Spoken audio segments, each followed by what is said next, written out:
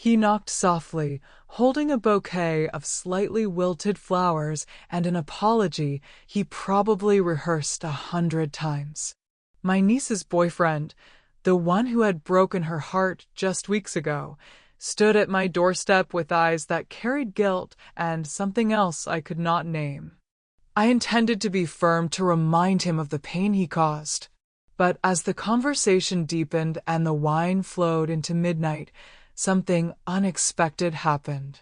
In his honesty, I saw my own buried hurt, and somehow, in comforting him, I started to forget the pieces of myself I thought were lost forever. It had been a quiet Saturday afternoon when he texted. Just a few polite words asking if he could come by for a short conversation. At first, I was surprised he still had my number.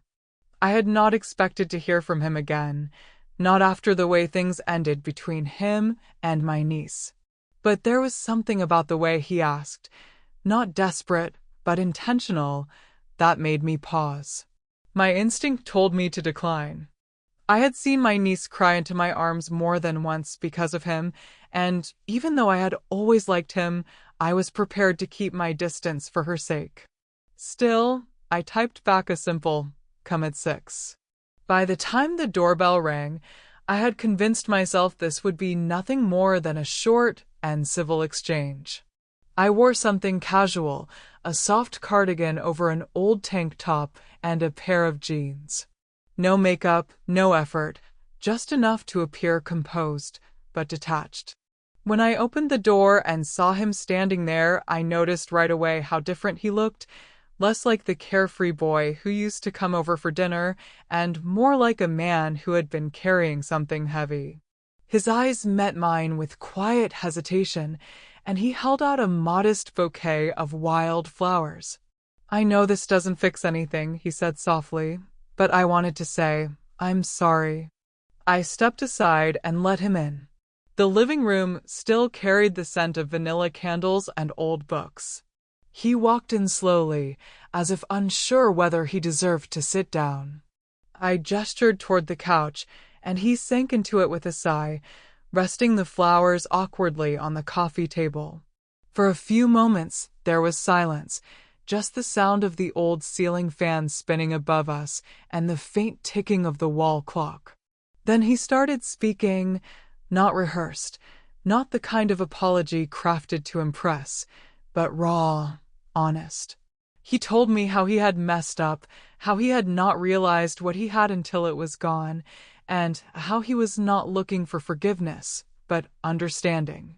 At first, I listened like a guardian, like the woman who had seen her niece grow up with all her hope and all her fragility. But the more he spoke, the more I found myself relating to him, not as a relative anymore, but as a person, a woman who had also made mistakes, who had lost love she did not know how to keep. His words reached somewhere deeper than I expected. And before I knew it, I was no longer protecting my niece's story. I was remembering my own. I stood and walked into the kitchen, offering him a glass of red wine, and he accepted it with a soft thank you. We sat again, the air between us warmer, easier. I told him about my own heartbreak, not in detail, but enough. Enough for him to understand that life is not made of clear good guys and bad guys. Sometimes people hurt each other even when they do not mean to. And sometimes healing happens in the most unexpected company. It was never supposed to be more than that. A brief conversation, a reflection. But as the night stretched on, I noticed how our words grew softer. How the pauses between them grew longer. How he started to look at me not with guilt, but with something like curiosity, a respectful kind, as if seeing me as more than the aunt figure he once knew. And I, in turn, stopped seeing him as a boy. The wine lowered our defenses, but it was not about the wine. It was about the fact that two broken people had found a mirror in each other. I do not know exactly when his hand brushed against mine. Maybe during a laugh, maybe during a pause, but I remember that I did not pull away. I let the contact linger just long enough for both of us to feel it. Later, we moved to the kitchen. I made us something light to eat. Grilled cheese, the kind you make when you are trying to hold on to comfort. We sat across from each other at the small dining table. There was a different kind of silence now. One filled with questions neither of us dared to ask, but I could feel it. The air had changed. The weight of what we were both carrying was slowly being shared. He told me he had been sleeping badly, that every time he closed his eyes, he saw the look on my niece's face the day she left. I nodded but said nothing.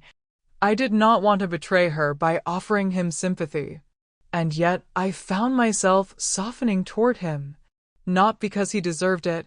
Maybe he did, maybe he did not, but because I could see how badly he needed it, and because I knew what it was like to carry shame alone.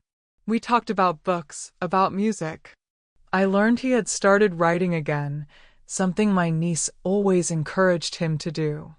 I told him I used to write 2 short stories, poems, all tucked away in old journals that now lived in the back of my closet.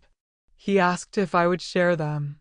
I laughed, but there was something in his request that made me feel seen, appreciated, like I was not just a supporting character in someone else's drama, but a woman with her own story, one worth listening to. By the time the clock neared midnight, neither of us had moved. The lighting was dim, just the small lamp by the couch casting a soft glow. And then, without thinking, he reached out and tucked a strand of hair behind my ear. It was a small gesture, innocent maybe, but it sent a wave through me that I did not expect. I felt warm, vulnerable, and suddenly very aware of the space between us. There was a moment, one small suspended moment, when I could have stood up, walked away, reminded us both of the lines we were not supposed to cross. But I did not move. He leaned in slightly after brushing the strand of hair behind my ear, and I felt the pull in the space between us tighten. My breath slowed, not because I was afraid, but because I was suddenly so aware. Aware of his gaze, of the soft tension in the room, of my own heartbeat echoing against my ribs like it had not in years. There was no rush, no fumbling, no awkwardness, just a strange stillness, like the world was asking us to choose what came next very, very carefully. I looked into his eyes and saw no guilt, no manipulation, only honesty. And I realized painfully and powerfully that I had not been looked at like that in a very long time. He sat back slightly, perhaps sensing the weight of what was happening. "I should not stay," he whispered, his voice cracking just a little. "I came here to say sorry, not to." His words trailed off, but I knew what he meant. I nodded. I knew it too. And yet neither of us moved. That was the truth we could not say aloud, that something had shifted, and we were no longer on the safe side of that invisible line we had both sworn to respect. My hand was still resting on the table. He reached for it slowly, carefully, and placed his over mine. His touch was light, but it was not accidental. It was the kind of touch that asks a question without speaking. I turned my palm upward, letting our fingers interlock, and in that small motion, I answered, "Yes, I feel it, too. Yes, I want to feel alive again. Even if it is wrong, even if it breaks every silent rule we never wrote down, we move closer. Not like strangers, but like 2 people who had been circling a moment without knowing it would land here. There was no grand passion, no desperation, just quiet closeness, the kind that builds slowly like waves filling a tide pool. I could smell the faint scent of his cologne, clean, grounded, and the warmth of him felt like comfort after years of self-pity protection. His thumb brushed my knuckles, and I closed my eyes for a moment, surrendering to the hush. Then, almost as if the silence gave us permission, he whispered, "Can I?" He did not finish the question, but his eyes held mine like he was waiting for the world to fall apart or come together, depending on my answer. I nodded once, small, barely perceptible, but enough. And then he kissed me. It was slow, not urgent or greedy. It was a kiss of acknowledgement of something unspoken rising to the surface. I felt my body respond in ways I had forgotten it could, not just physically, but emotionally, like a part of me had been asleep and was finally waking up. His hand moved to the side of my face, anchoring me in the moment, and I let myself lean in fully. But with every second, I was also fighting something inside. Memories of my niece's laughter, her trust. I remembered the photos she had once taken of him and me at a family barbecue, smiling, carefree, innocent. And here we were, undoing all of that with one kiss. I pulled back slowly, breathless and torn. And he looked at me with concern. I know, he said before I could speak. This is not right. He paused, rubbing his temple. You make me feel seen. Not just liked. Seen. That word pierced through me. Seen. How long had I been invisible to the people around me? A divorced woman in her 40s, always composed, always put together, always responsible, never desired. I had buried so much under my independence that even I had stopped seeing myself as a woman who could still be wanted. I stood and walked toward the kitchen, needing space. My hands trembled as I gripped the edge of the counter. He followed slower, uncertain. I am sorry, he said gently. If I crossed a line, I turned to face him. We both crossed it. I exhaled sharply, but that does not make it meaningless. He walked up behind me close enough that I could feel his presence, but not touching me. Then what do we do with this? He asked. I turned, resting my back against the counter, and looked at him fully. We do not pretend it did not happen, but we also do not let it become something ugly. He nodded slowly, and for a long moment, we just stood there, tangled in guilt, confusion, and something dangerously close to longing.